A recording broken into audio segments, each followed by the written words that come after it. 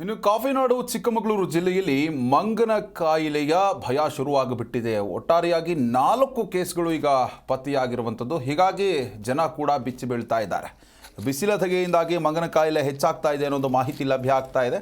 ಏನೋ ಕೆಸವೆ ಎನ್ಆರ್ಪುರ ತಾಲೂಕಿನ ಬಾಳೆಹೊನ್ನೂರಲ್ಲಿ ಈ ಒಂದು ಕೇಸ್ಗಳು ಪತ್ತೆಯಾಗಿರುವಂಥದ್ದು. ಕಾಫಿ ತೋಟ ಟಿಂಬರ್ ಕೆಲಸಗಾರರಲ್ಲಿ ಈ KFD ವೈರಸ್ ಪತ್ತೆಯಾಗಿದೆ. ಮಲೆನಾಡಿಗರು ಎಚ್ಚರಿಕೆಯಿಂದ ಇರುವಂತೆ ಈಗ ಆರೋಗ್ಯ ಇಲಾಖೆ ಸೂಚನೆಯನ್ನು ಕೊಟ್ಟಿದೆ. ವೈದ್ಯರು, ಮಕ್ಕಳು, ಗರ್ಭಿಣಿಯರು ಎಚ್ಚರಿಕೆಯಿಂದ ಇರಬೇಕು ಅಂತ ಮನವಿಯನ್ನು ಕೂಡ ಮಾಡಲಾಗಿದೆ. ಫೆಬ್ರವರಿಯಲ್ಲಿ ಮಂಗನ ಕಾಯಿಲೆ ಮತ್ತಷ್ಟು ಉಲ್ಬಣವಾಗುವಂತಹ ಸಾಧ್ಯತೆ ಇದೆ.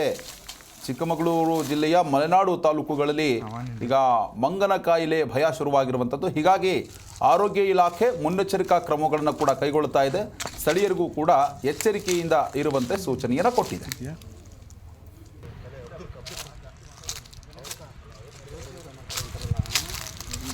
ಬಂತಾ ಕಂಟೆಂಟ್ ಇಸ್ಕೊಂಬಂದಲ್ರಿ.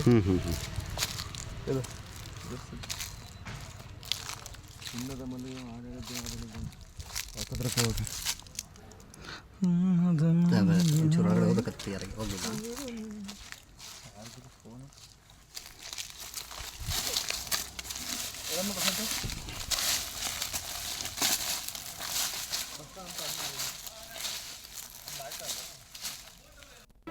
ಜಿ ಕನ್ನಡ ನ್ಯೂಸ್ ಈಗ ನಿಮ್ಮ ಮನೆಯಲ್ಲೇ ನೋಡಿ.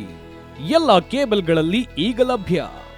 ಸನ್ Direct 292, Jio TV 1334, U Digital 162, City Cable 51, GTPL 17, Abhishek cables 821, Rock Line telecommunication 51, Shri Basaveshwara number 60, Vinayaka digital number 53, In digital number 896ರಲ್ಲಿ.